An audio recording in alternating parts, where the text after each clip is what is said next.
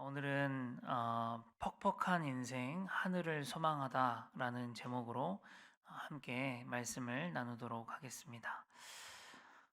오늘의 본문에서도 역시나 바리새인들 그리고 서기관들, 헤롯 당원들 그리고 사두개인들, 예수님의 주적이죠, 어떻게 보면 이들이 예수님을 오늘도 죽이기 위해서 혈안이 되어 있습니다. 오늘 본문부터 시작되는 마가복음 12장의 논쟁은 총 세 가지의 시험, 세 가지의 논쟁으로 나뉘어집니다.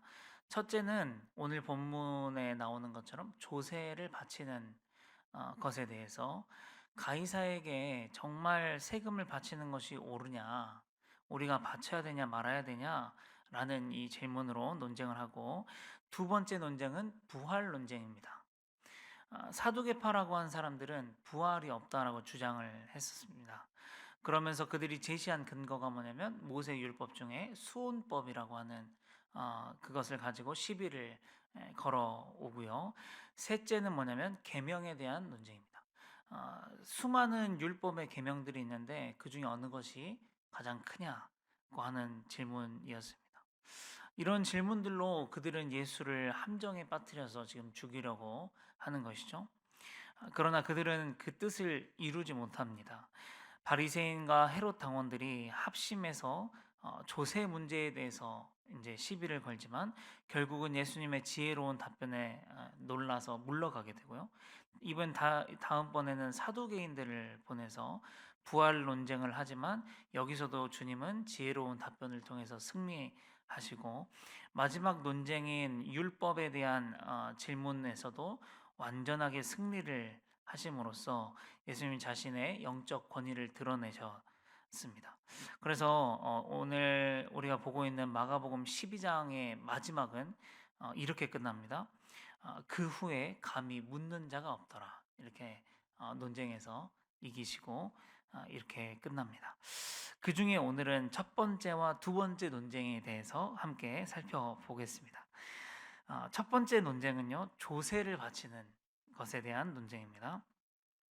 바리새인과 헤롯 당원들이요, 예수님을 비꼬면서 이렇게 말하기 시작합니다. 아이고, 당신은 참 참되셔요. 언제나 아무도 거리끼는 일이 없으셔요. 늘 사람을 외모로 보지 않으시고 오직 진리만으로 하나님의 도를 가르치시죠.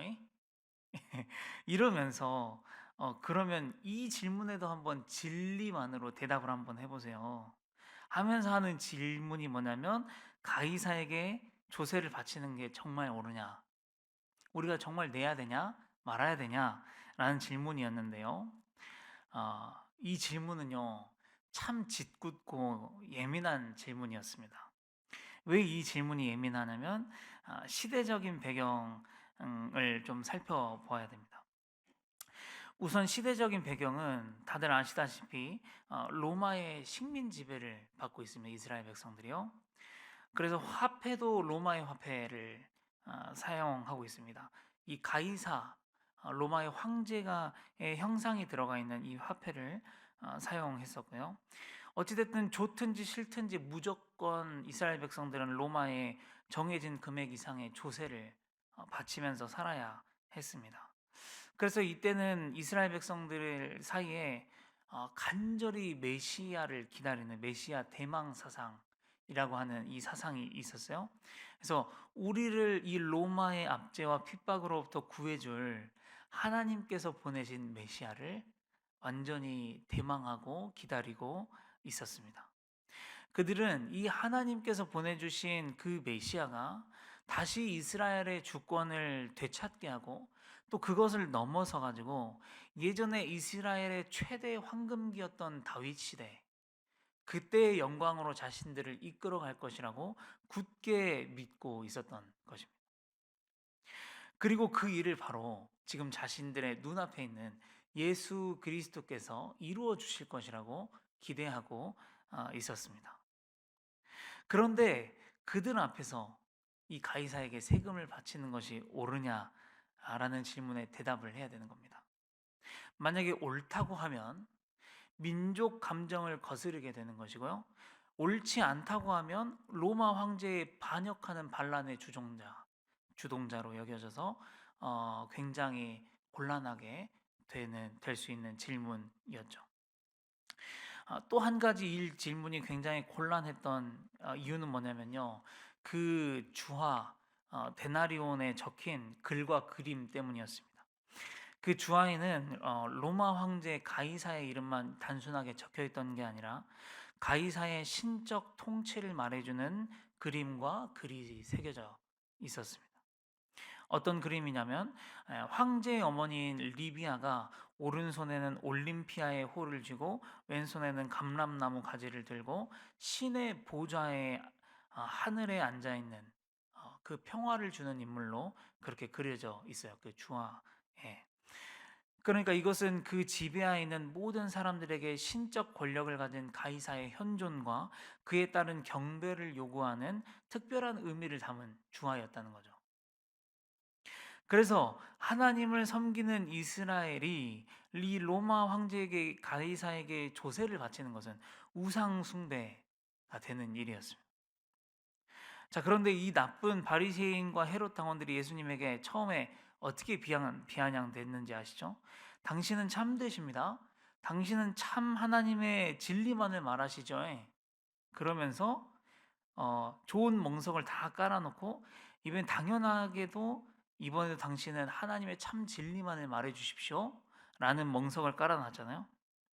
그러니까 그러면서 지금 이 주화를 드려야 되냐 말아야 되냐 그렇게 이야기하는 거죠.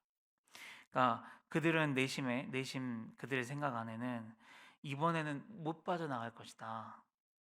당신은 하나님의 아들이라고 하면서 참 진리만을 말한다고 하면서 우상 숭배하자고 할 수는 없을 것이다.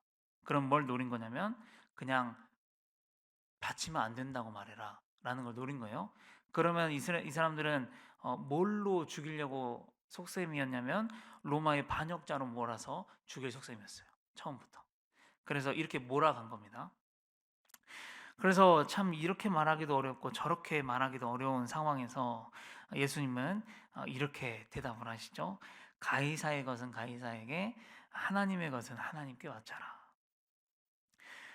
참 이렇게 이 본문 읽어보면 해안이 아닐 수 없습니다. 정말 너무나 지혜롭고 멋있는 답변이에요. 어떻게 이런 생각을 하시지 싶습니다. 우상 숭배도 들어가지 않고요. 하나님의 진리도 거역하지 않는 정말 멋진 답변이었습니다. 그래서 저는 이 부분을 묵상하면서 예수님의 이 답변을 들으면서 이런 생각이 들었어요. 꼭 마치 내면에 이렇게 이야기하시는 것 같습니다. 이 주와 이 데나리온 이까짓 거 그냥 줘버려라. 가이사 많이 묻고 많이 가지라 그래라. 꼭 이 주화뿐만이 아니라 다른 것들도 너희들이 혹시 줘야 할 것이 있으면 그냥 그 줄 사람에게 줘버려라는 겁니다. 왜냐하면 어차피 내 나라는 이 땅에 있는 것이 아니다. 우리의 보안은 이 땅에 있는 것이 아니라 하늘에 쌓아두는 것이다.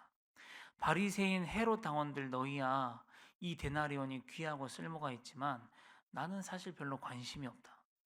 우리는 이 땅에 잠시 왔다가 본향으로 돌아갈 나그네이다. 그러니까 줘버릴 것은 그냥 줘버리고 대신에 하나님께 바쳐야 할 것은 제대로 하나님께 바쳐라. 이렇게 이야기하는 것 같았습니다. 그러면서 이런 생각이 들었습니다. 우리도 이 땅에 살아가면서 참 내야 될 것들이 많지 않습니까?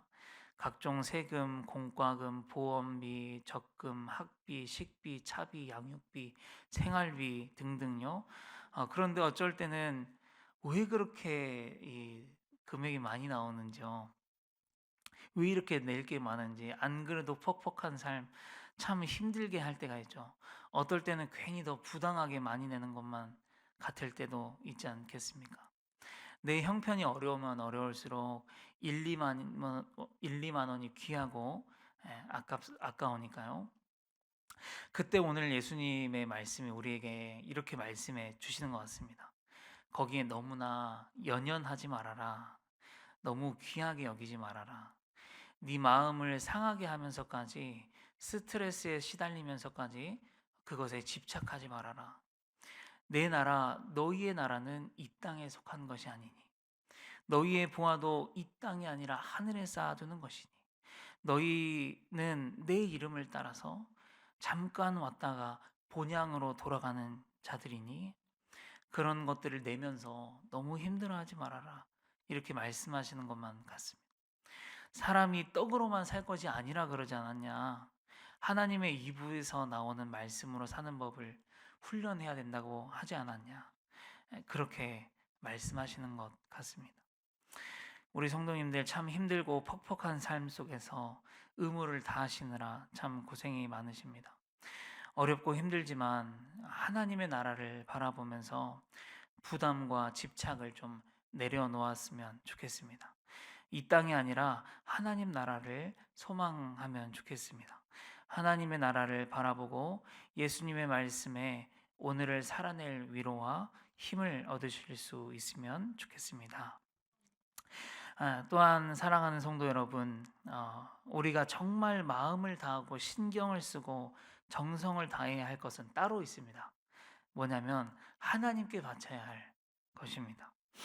우리가 진정으로 마음을 두고 신경을 써야 할 것은 하나님께 바쳐지는 것입니다. 우리는 세상의 염려 때문에 온 신경이 거기에 집중되느라 하나님께 드릴 것, 하나님께 바치는 것에 대해서는 소홀할 때가 있습니다. 근데 그렇게 돼서는 안 됩니다. 이 땅은 잠깐이지만 하나님의 나라는 영원합니다. 이 땅에서 쌓아두는 것은 썩어질 것이지만 하늘에 쌓는 모아는 영원합니다. 그래서 마태복음 6장 19절에서부터 20절에는 이렇게 이야기합니다. 너희를 위하여 보물을 땅에 쌓아두지 말라. 거기는 좀과 동록이 해하며 도둑이 구멍을 뚫고 도둑질하느니라. 오직 너희를 위하여 보물을 하늘에 쌓아두라. 거기는 좀이나 동록이 해하지 못하며 도둑이 구멍을 뚫지도 못하고 도둑질도 못하느니라. 또 신명기 6장 5절에는 너는 마음을 다하고 뜻을 다하고 힘을 다해서 내 하나님 여호와를 사랑해라. 이렇게 말씀하셨습니다. 우리가 이 말씀을 기억하며 살아가기를 원합니다. 우리의 보물을 하늘에 많이 쌓아두기를 바랍니다.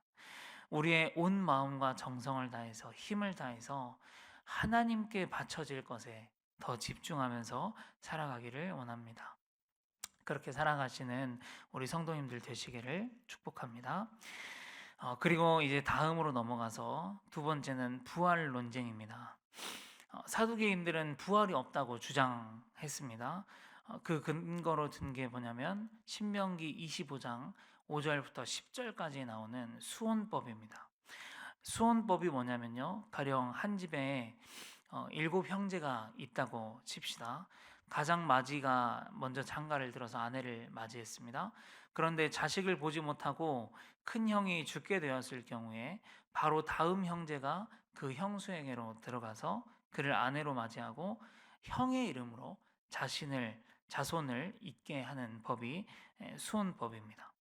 그런데 오늘 이 바리새인 헤롯 당원들이 뭐라고 질문을 하냐면, 그런 식으로 7제까지 다 내려왔는데 그래도 자식을 보지 못하고 죽으면 부활 때는 도대체 그 아내가 누구의 아내가 되겠냐는 것이죠. 만약에 부활이 있다고 당신들이 주장하는데 정말로 부활이 있다면 그때 이 문제가 너무나 복잡한 문제가 되지 않겠냐. 누구의 아내가 되겠냐는 것으로 너무 복잡하지 않겠냐. 그래서 그런 근거로 부활이 없다고 주장을 했다는 거예요. 예수님께서 이제 이렇게 이야기를 하시죠. 너희들은 참 성경도 제대로 알지 못하면서 그렇게 말한다라고 말씀하십니다. 그러면서 부활 때에는 시집도 장가도 들지 않고 천사들과 같다 이렇게 말씀하십니다. 이들은 말씀의 의미를 완전히 왜곡해서 해석했던 것이죠. 이들이 말한 사실 이 수언법은요, 당시에 모세가 율법을 줄 때 이스라엘의 민족성을 지키기 위해서 준 겁니다. 이방인들과 결혼하는 게 금지였기 때문에 이들이 생육하고 번성은 해야 되는데 첫째가 죽으면 그 아내가 계속해서 대를 이을 수가 없잖아요. 그러니까 민족을 번성시키고 이스라엘 백성들이 생육하고 번성하기 위한 법일 뿐이지 이것을 부활에 관해서 적용해야 되는 문제로 주신 법이 아니었던 것입니다. 그래서 그런 식으로 부활이 없다고 주장하는 그들에게 마지막으로 예수님께서 한 말씀을 더 하시죠.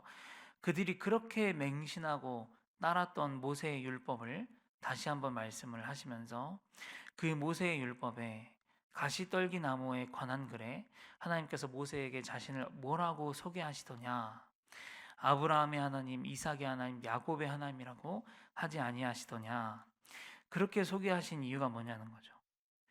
아브라함과 이삭과 야곱은 이미 그 전에 죽었지만 그들은 여전히 이미 부활하여 하나님의 영광에 동참하고 있다는 것을 이야기하는 것이죠.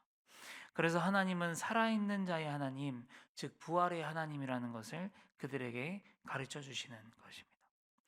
쉽게 말해서 너희들이 그렇게 맹신하는 모세의 율법에도 살아있는 자의 하나님, 즉 부활의 하나님을 증거하고 있는데 너희들이 크게 오해하고 있구나. 그렇게 말씀하는 것입니다. 우리가 기억하기를 원합니다. 우리가 믿는 하나님은 살아있는 자의 하나님, 부활의 하나님입니다. 그 말은 무슨 뜻이냐면 우리의 부활도 반드시 있다는 것입니다.